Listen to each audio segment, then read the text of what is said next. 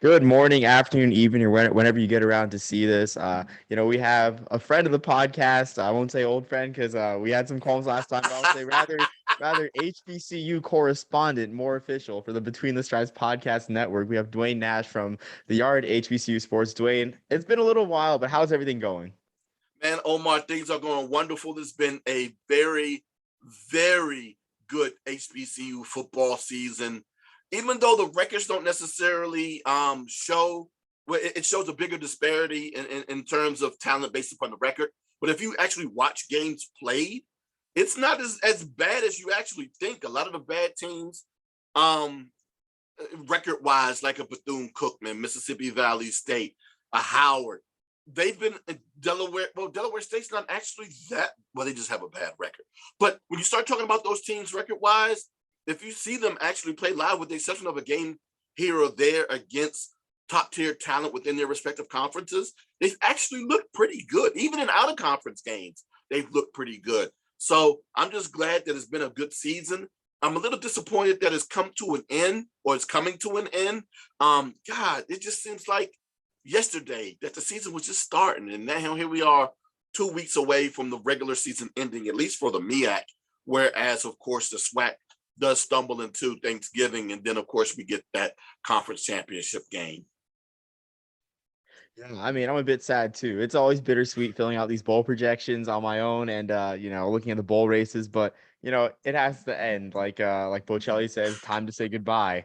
Um, but I mean, absolutely, I totally agree. Like parity, if I were to describe the HBCU season between the MEAC and SWAC, definitely parity. I mean, and it's been showcased on national TV, whether it be the MEAC SWAC Challenge up in August, and even I guess, yeah, Delaware State, Morgan State, where like Delaware State pretty much was eliminated from the race with the loss to Morgan State, which blows my mind.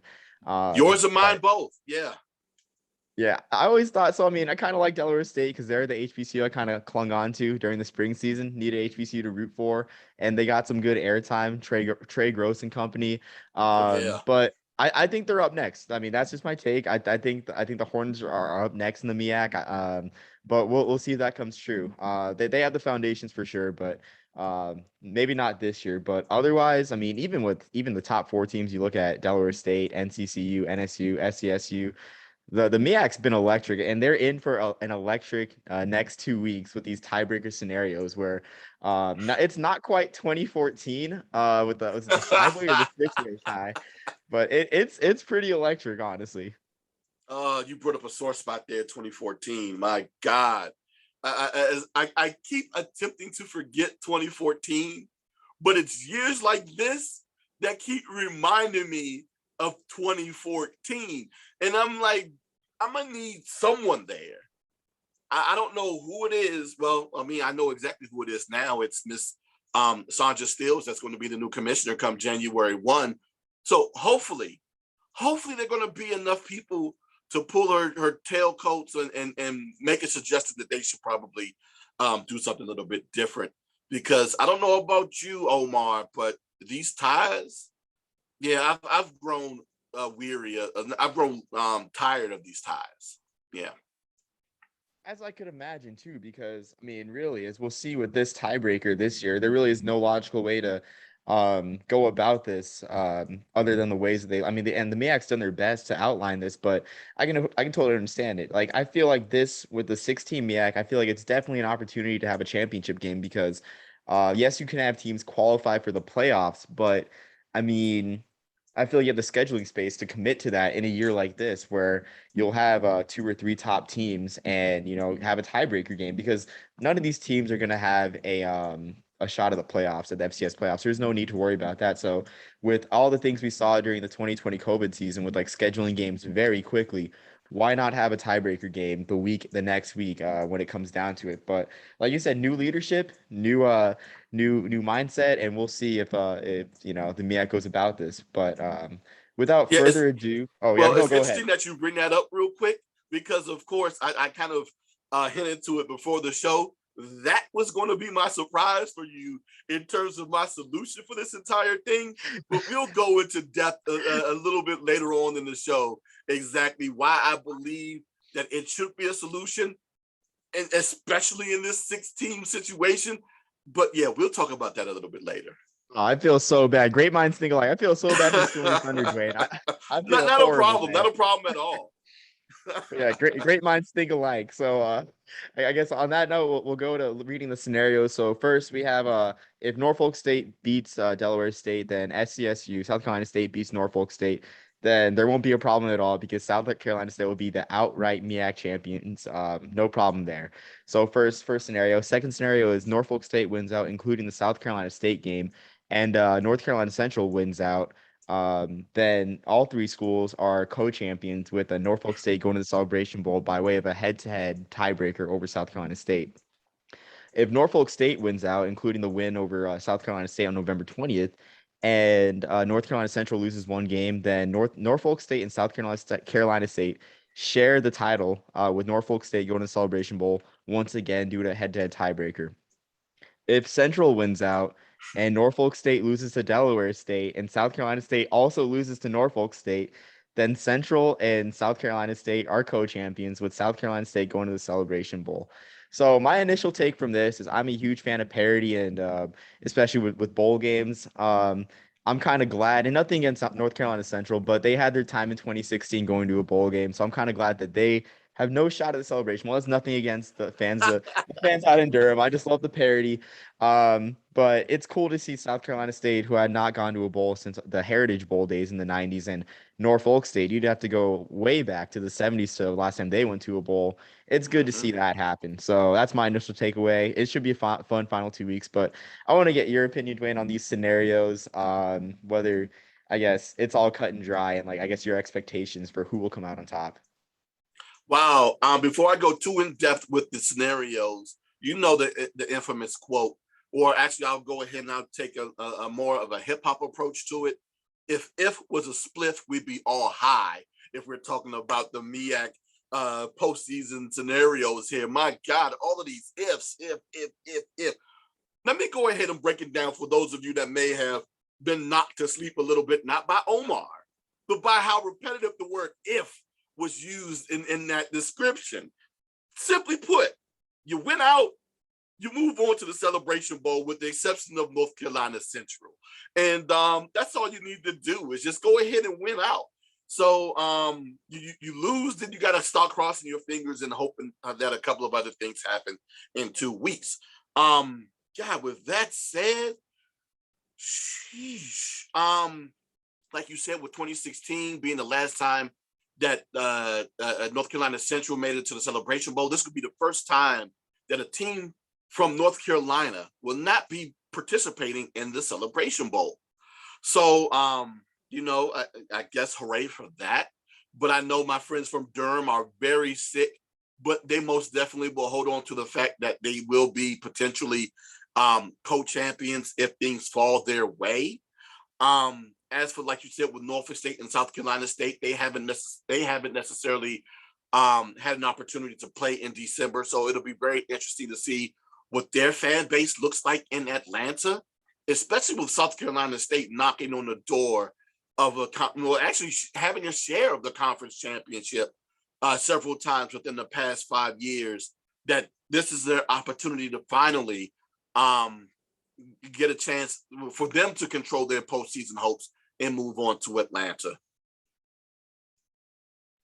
Yeah, absolutely. And I think you mentioned the showing up for Atlanta for South Carolina State. I think that's what the Celebration Bowl wants too, that nice local fan base. Because I'm trying to think of in past years, things might have gotten old for like Norfolk State fans. I mean, I'm not sure if the experience got old for A&T fans, like going to the Celebration Bowl Oh every year. God, no! I No, will it tell didn't you get old. this. I couldn't believe it. It got stronger as the Celebration Bowls went on.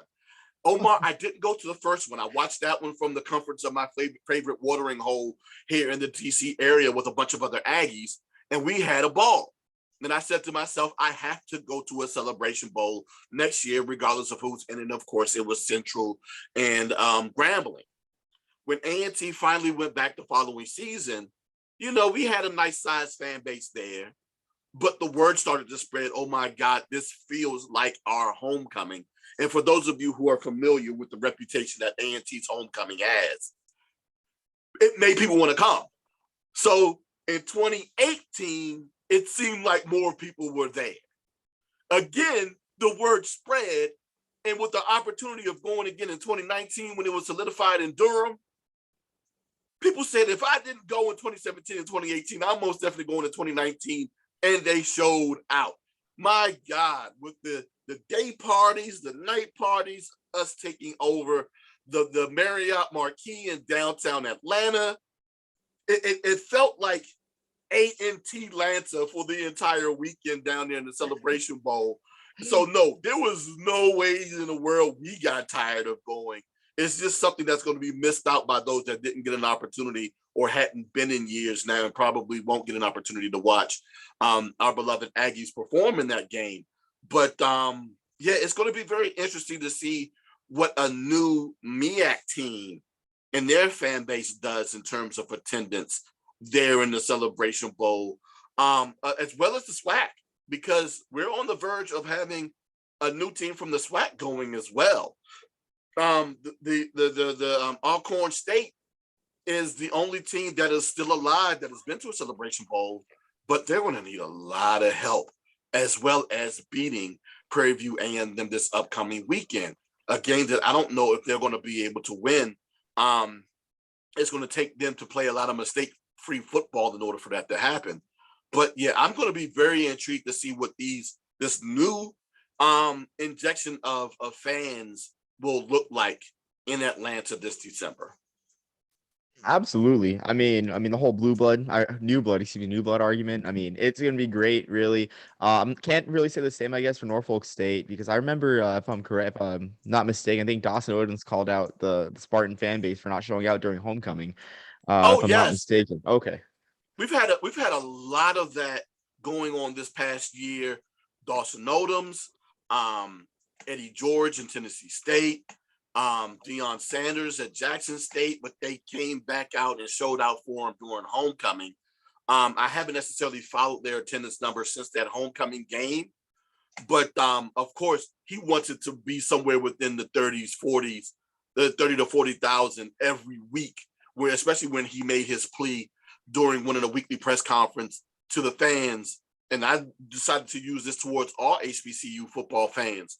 Are you fans or are you partying? Because it seems as though you'll get fans that'll travel for a classic and will love to show up for these classics, but they won't show up for regular season games. And in some cases, we had that dip from the SWAC in the Celebration Bowl. I'm gonna go ahead and I'm gonna blame the SWAC on that. I'm not gonna blame that on my Aggies, but that attendance number has kind of peaked at around 30 to 33,000 over the past couple of seasons.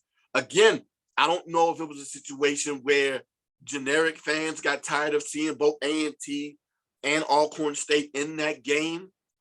But again, we'll get an opportunity to see what happens. All I know is if Jackson State is there, the numbers is going up.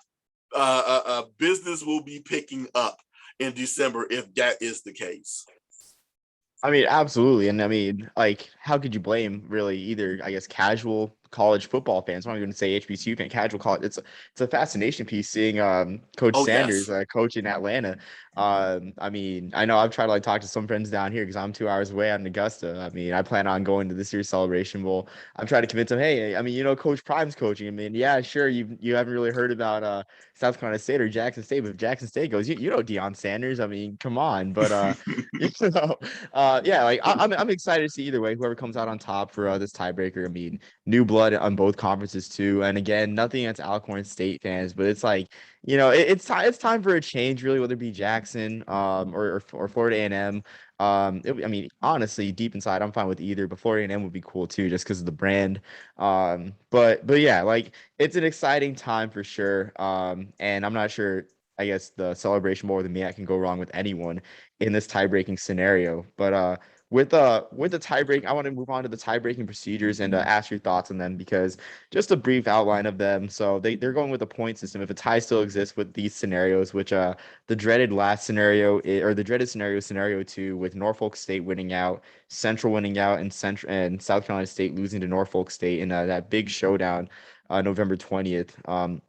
if a tie still exists, they're using the non-conference point system where they award 6 points for a win against a non-conference FBS team, 4 points for a win against a non-conference FCS team, excuse me, 4 points for us, negative 4 points for a loss to a Division II or lower team, and from Mm-hmm. there the team with the highest point total. And even for that, in the unlikely circumstance where where a tie exists, then they'll go with the Sagarin rate rankings, which honestly I think they should be higher. I'll talk about that later. Or be a coin toss to break the tie.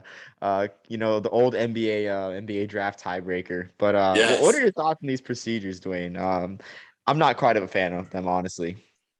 It's interesting because in order for that to truly be fair, in my opinion, each team would have to play the same amount of non-conference or out of conference FCS opponents. I don't know if that actually happened this past season.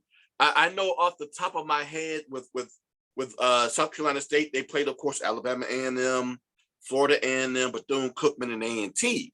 So that's at least 4 there, right? Along with their 5-game schedule, and then the game against Clemson. So that 6th game, not that 6, I'm sorry, that 10th game, who was that 10th game against? They had New Mexico State, the Aggies. New Mexico State. So that is that FBS opponent there. That's right.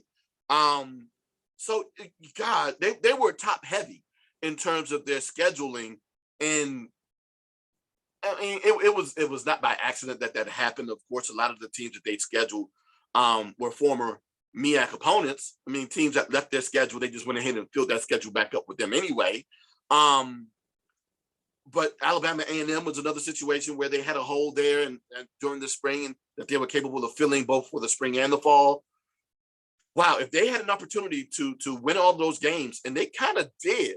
I mean, before the games were played, of course. Going into the season, I thought they had a good opportunity to beat Florida A&M. Until Florida A&M showed me otherwise with their defense.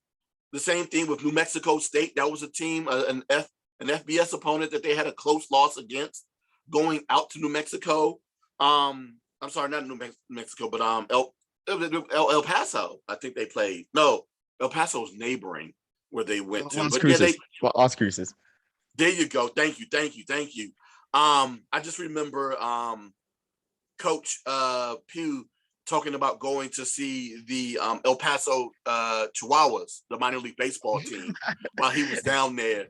And that team actually holds a weird place in my heart. Omar, you and I will talk about that off camera afterwards. I'm interested. But yeah, he talked about being at that game. Like I said before, they had an opportunity, or they had an opportunity in terms of matchups to potentially win all of those games out. And it would have been a disadvantage for the rest of the MEAC teams who didn't have as many out of conference games to compete with that. And then, of course, you had the situation with Central where, almost doesn't count, but they almost lost to Winston-Salem State, which would have been a big -2 on their schedule.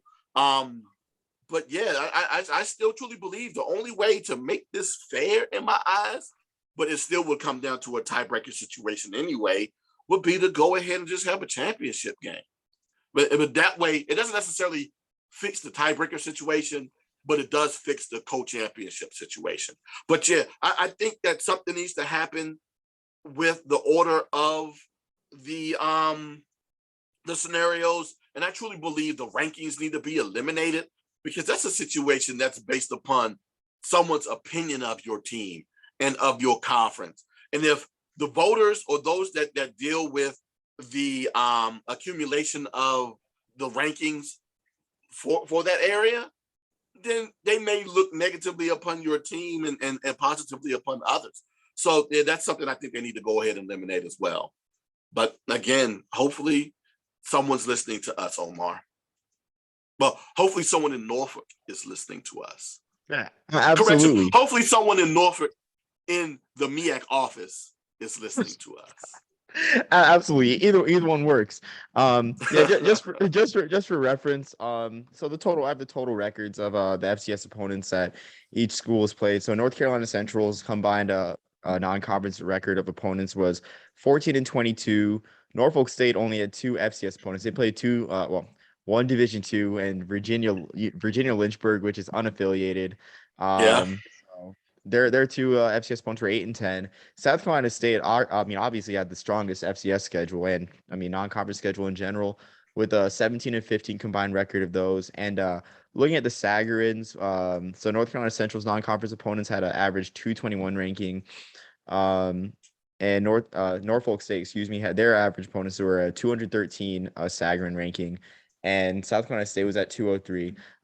You mentioned the rankings, and I will note this: the Sagarin rankings are computerized, so not really opinion based. So I mean Maybe that's it's why an I'm so high opinionated computer there, Obar. We don't know.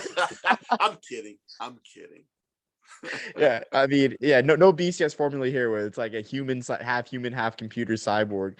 But but but I mean that's why I'm a fan of the Siren, because it's unbiased too, and it's like which I want to ask you next. Like, I guess what's gonna stop these schools from with their scheduling philosophy, with them scheduling weaker schools on purpose? And when I look at that, I sort of look at the north-south divide of the conference, where you have the mid-Atlantic schools in Morgan State, Howard, Delaware State, and even Norfolk State, if you want to include them in that, scheduling Mhm. schools for the Patriot League, which I mean, I'm a huge Patriot League fan, grew up near Holy Cross. So I mean, I'm not doing this to trash on the Patriot League, but it's one of the weaker FCS conferences year in, year out. What's gonna stop them from scheduling the Georgetowns, taking these way out regionally and scheduling those teams, compared to South Carolina State, closer to the heartland of the SWAC, closer to the South, to the SoCon and those tougher conferences? Like, what's going to stop these schools from scheduling easy to build up points in these point systems?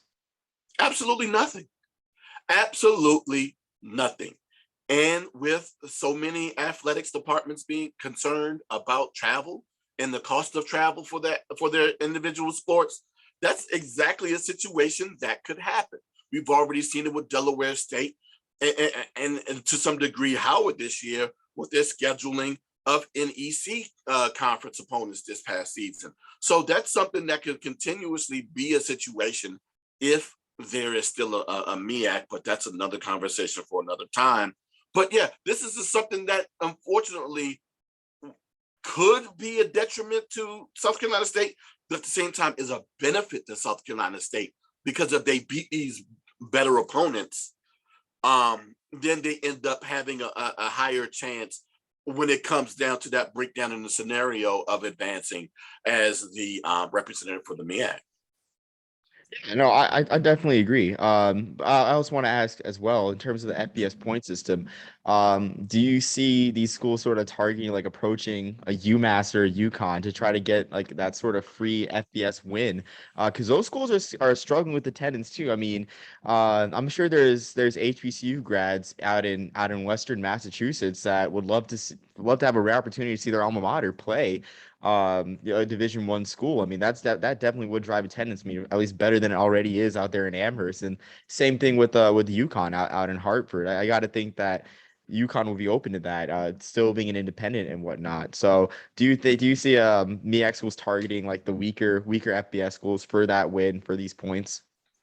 They need to. I would say that all FCS level HBCUs should do that. You know, with Jackson State doing that with who did they play earlier this year that they almost beat? Monroe, ULM.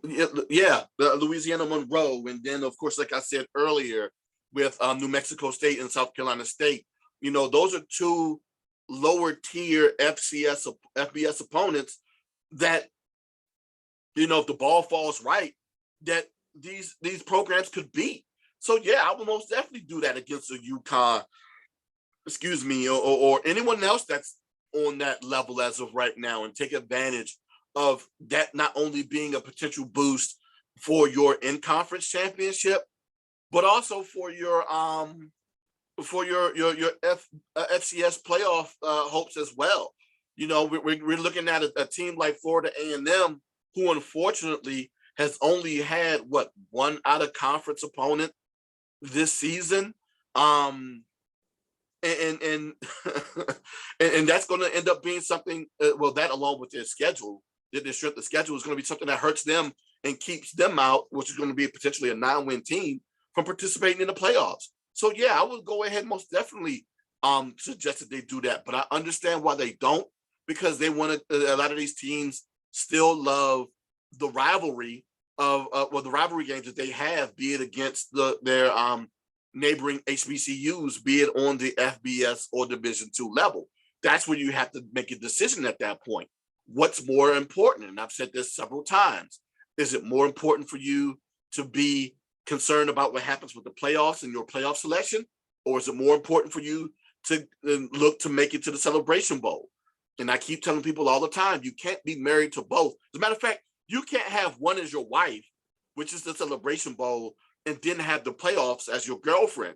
If you want to be successful with one, you have to shift your focus towards that one and do whatever you need to do in order to make sure that you make it to the Celebration Bowl. You can't keep trying to win a conference champion and be like, well, but what about me in the playoffs? No, you can't keep doing that. And that's where, unfortunately, these HBCUs keep coming short. That, along with some other things, one primarily being that you don't have necessarily any representation whatsoever in that selection committee to lobby for you.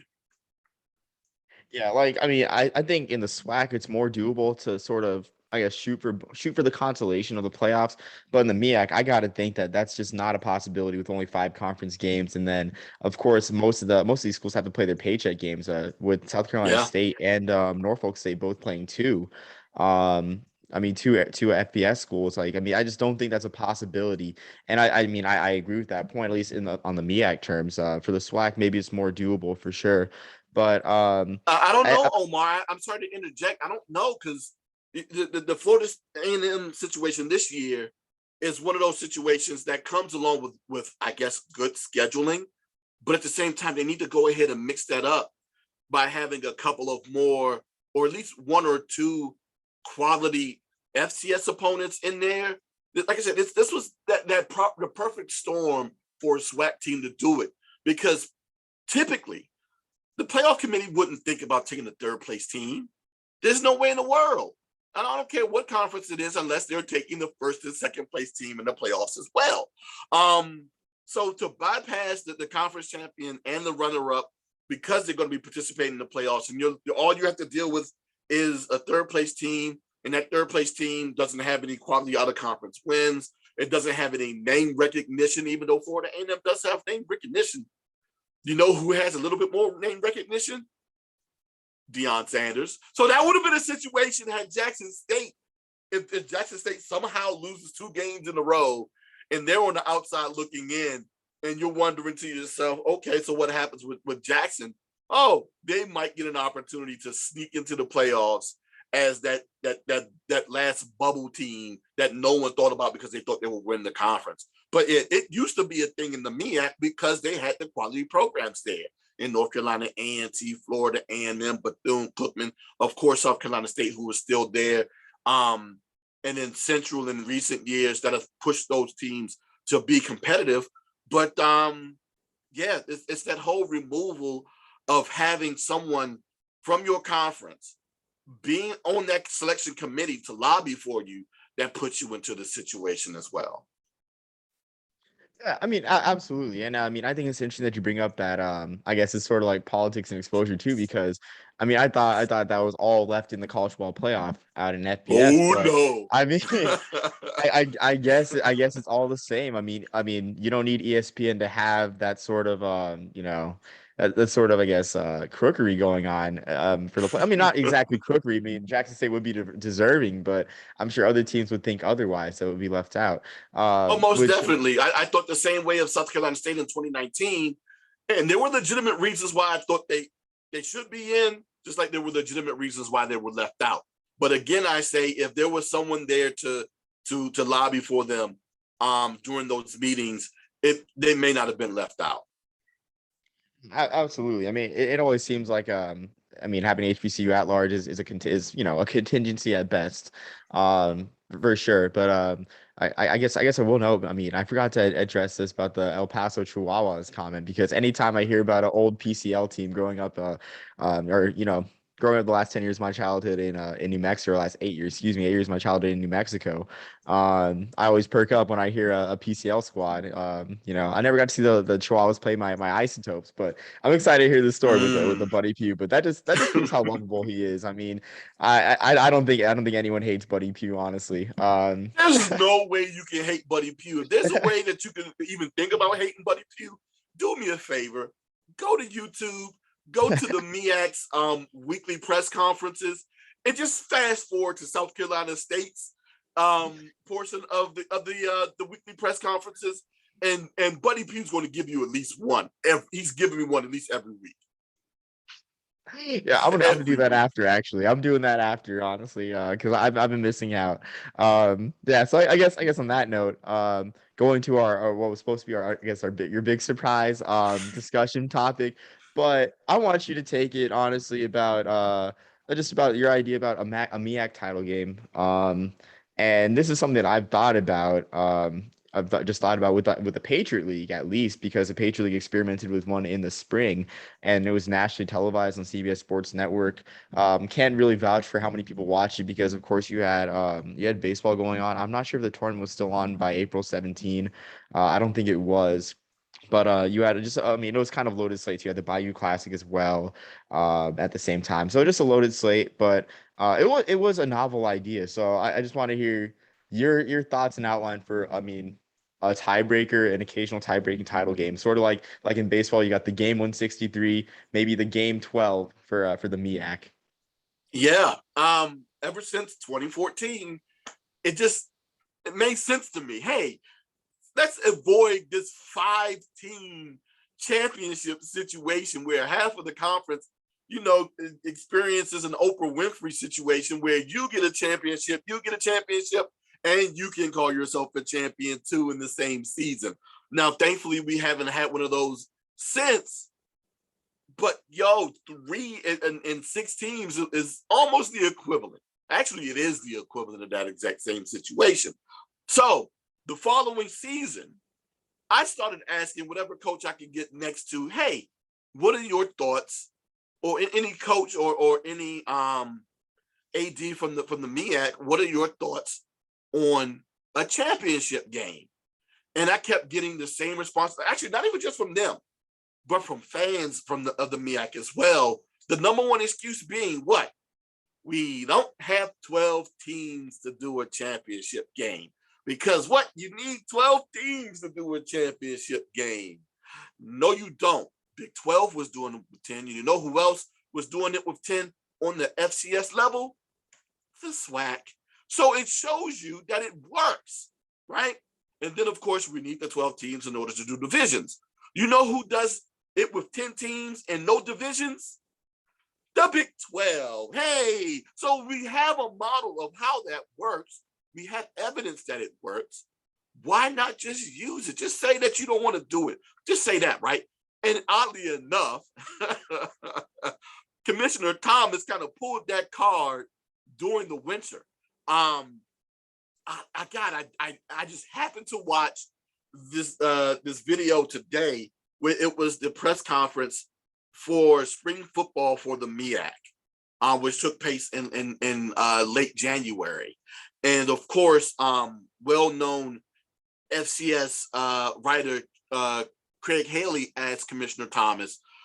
You guys are thinking about doing a championship game in the spring, which of course was scrapped because only 3 teams ended up playing.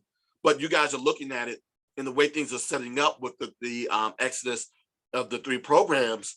Have you thought about doing a championship game in the fall? And his response was, no, that's something we just haven't thought of.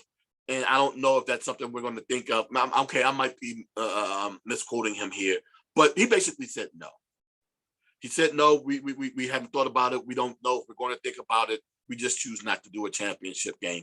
And I asked fans, hey, opportunity to do a championship game. You have less teams. You actually have another week there that you could go ahead and schedule a championship game there and give an opportunity for a MEAC team to potentially go to the playoffs if they're good enough if they don't make it as champions from the conference in that championship game. And I was told, you don't need no championship game when you got 6 teams. Guess what? Yeah, now you got 3 teams that are potentially on the verge of tying in a 6-team league. And yeah, I still find it laughable. But like I said before, the Big 12 has given us a blueprint of how a championship game could work in a conference with under 12 teams and no divisions. Why not use it? But, they want to go ahead and continue to deal with these tiebreaker situations. And I understand it's cool to say that your team is a champion because it does help with recruiting. I actually heard Coach Oliver of North Carolina Central say that a couple of weeks ago, that, if you go ahead and at least call yourself a co-champion, it still does help with recruiting, regardless if you're sub 500, right? But I'm sorry, that was a low stab at Coach Oliver in Central. That's the Aggie in me. You have to forgive me on that one. But yeah, so it's something that I think that somebody needs to think about. And also, the same way that the SWAC is figured out, if you do it on one of the home locations of your institution, it is an opportunity for that institution to generate revenue for that additional game. But I've been told time and time again that, unfortunately, MEAC fans don't like sitting in the cold past November, which could be a situation there, right? Especially with teams that have the highest attendance, or who had the highest attendance in the MEAC, no longer being there. I mean, I guess that last point with like the weather. I mean, I always hate that excuse, honestly, because I hate it too, Omar. I hate it too. It's the worst. It's like what's stopping you from wearing 2 sweatshirts and a jacket or whatever, a nice overcoat. Like what's stop? I'm not gonna go ahead and do it, honestly. It's such a cop out, but it's a yeah. huge cop out, especially for any of the teams that are over that are north of North Carolina. And you're talking about your Norfolk states, your Howards, Delaware states, Morgan states, because it starts to get cold toward the end of the season here anyway, right?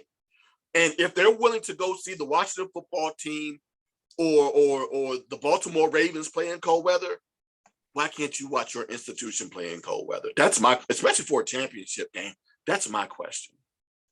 Exactly. I mean, I guess before I get too riled up about the weather, I see. I mean, I just don't get why they wouldn't get, like, I guess, start a championship game for any other reason but the almighty dollar. Because I mean, TV revenue. I mean, we saw it this year. The MEAC's national TV schedule got reduced dramatically. Like only two Thursday night games, and they were aimed at large markets with the Howard game, Howard Morgan State game, and Morgan State Delaware State. So you can see where Yeah. priorities lay, like not even showcasing their best teams because of the smaller markets. But I mean, just like even then, like if you put it in a nice, not so crowded TV spot, like a Friday, I mean, the Pac-12 already runs their title game on a short week. I mean, those teams they have to prepare for a short week for the title game as it is. I mean, so MEAC teams can do the same thing too. Yeah, I mean, the week after the week for Thanksgiving week after the final week of the season, it's totally doable, honestly. And for a conference that I guess needs the money, I mean, quite frankly, and needs some stability, really, like why not do it there? And I mean, I hope this new leadership sees that, because I mean, as much as hate it or love it, the dollar runs college football, college sports nowadays, and that is just, if anything more than just crowning a true champion, it's a cash grab, and that's what runs college sports. So my mind's blown why they haven't considered it, and hopefully this is a wake-up call. This kind of, I guess I'll call it a pennant race. This pennant race is a wake-up call for MEAC leadership. I hope so too. And Miss Stills has been in the MEAC office for some time, so she's witnessed this happen at least once before. My question is, will anyone else within that office and within the conference be interested in approaching that? I know who probably would. That would be the team that's left out between North Carolina Central and South Carolina, not North Carolina Central, I'm sorry, between Norfolk State and, well, actually maybe not, because this year they actually have an opportunity to do it on the field in that final game of the season. But again, you have an opportunity for a cash grab at the end of the season. But in that situation, I doubt very seriously if I were to win at the end of the season, would I want to go ahead and play again like a week or two later, lose that game, and then lose the opportunity to go ahead and participate in the Celebration Bowl that way. So yeah, I can see how that could be a negative in that situation. But again, cash grab, why not? Yeah, I mean, and totally too. Like, I mean, if you were to have a championship game this year, and it would likely be a South Carolina State Norfolk State rematch the week after they played again, so an unnecessary rubber match, really. And I think that happened before in I want to say it happened with the Pac-12 where UCLA and Stanford played in consecutive weeks for their title game, which it's not ideal, but I guess it's something that you have to prepare for. But that's Mm-hmm. definitely a flip side of it. But I mean, I want to say like, what are the odds of that happening? But with 6 teams, that definitely is higher probability than Yeah, normal. So, but again, like that, I think that depth for the conference as a whole, that definitely outweighs it. Like, yeah, you're playing the same team again, but it's also another appearance on national TV, like, say, ESPNU at 12 o'clock on like Black Friday. Like, I think that's worth it enough, to, have a rubber match for, I mean, because you play the games on the field. If you have such a problem with it, play, settle it on the field. I mean, yeah. scared money makes no money. Scared money don't make no money. So that's just how it is. But yeah, like we'll see this weekend if it sets a precedent for the conference in years to come, or if things keep rolling on the way they do, and we have more chaos by the year in the MEAC. So we'll see. This has been great, Dwayne. I really enjoyed it. Do you have anything else to say regarding this race, or anything HBCU, even like the SWAC race or anything? Wow, with the swap race, of course. I'm just intrigued to see what happens over the next few weeks. For those who are unfamiliar, uh, as of right now, Prairie View A&M and Jackson State control their postseason hopes. All they have to do if they win Saturday, they're advancing to the conference championship games. If they take a stumble this week, then of course they'll look to have to win next week as well. And to go ahead and solidify that. But of course, a win in their end.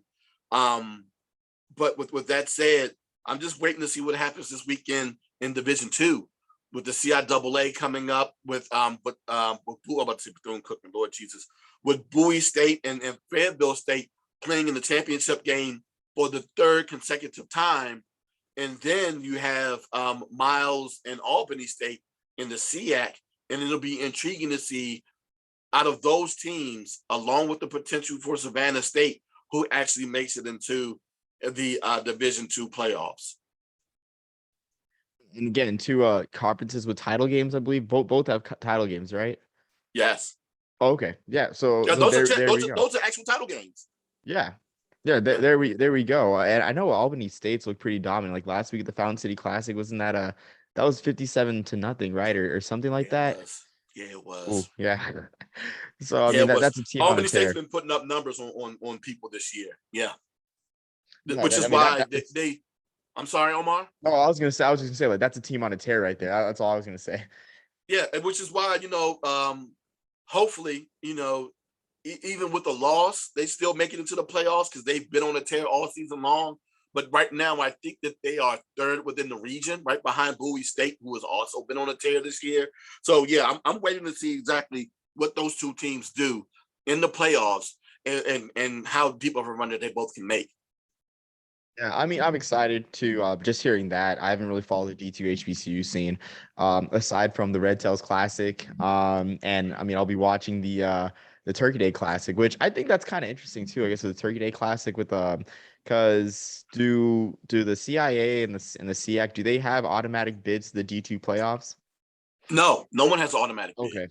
Okay. No one has an automatic bid. It's all based upon what your ranking is within your respective region. They have 4 super regions, and they Oh, take okay. 8 teams from each super region. And yeah, it is not necessarily a lock that your conference champion gets in. But chances are, if your conference champion has been playing well, they're going to be within that top 8. Okay, wow, yeah, I never knew that. No, thank you for that because I was here thinking that there's like auto bids too, like in FCS. But I got to think it's funny on that note with Tuskegee and everything, like how it is, how it would be, because I would assume that, I mean, they're definitely not playing in the playoffs this year. I'm glad to see them back in the Turkey Day Classic. Seems like all is right in the world, all's going back to normal. But to play in the Turkey Day Classic 2 weeks after your conference title game seems kind of strange, really. But I guess it's just the nature of the beast, really. Yeah, it is. God, I know, of course, Tuskegee fans would have better knowledge of this than I do, right? In terms of how many times they've competed in the Turkey Day Classic. I'm sorry, not Turkey Day Classic, but the SEAC Championship and the playoffs, and whether or not that game may or may not have had to have been pushed that particular year. So yeah, that's something I'm want to look into and check and see what the situation is on that. I know there were a couple of years in recent years actually where that game was played like the first couple. It was actually moved to Labor Day. So my guess is that those were situations where they thought it would be more beneficial for them. But yeah, with them moving it back to Thanksgiving gives that old school feel to it, to that game again. Yeah, and again, always a watermark game on the calendar too. In a kind of a yes, with the addition of one more game than normal, a packed Thanksgiving weekend slate with oddly, I don't know why Prairie View's play on Thanksgiving weekend. I think that's news to me. It's that's interesting in my opinion. It is, right, and it's even more interesting, especially if Alcorn is capable of beating Prairie View this week, because they would have to wait then until Thanksgiving to find out um, who would potentially be the representative of that conference. No, I'm sorry, not that conference, but that division. Oh yeah, yeah. I mean, it's all interesting how like everything's coming together. November football, it's great. It's bittersweet, but mostly great.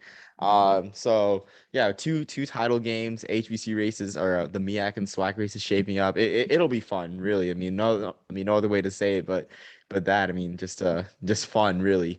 Yeah. Thanks again, Duane. Really appreciate it.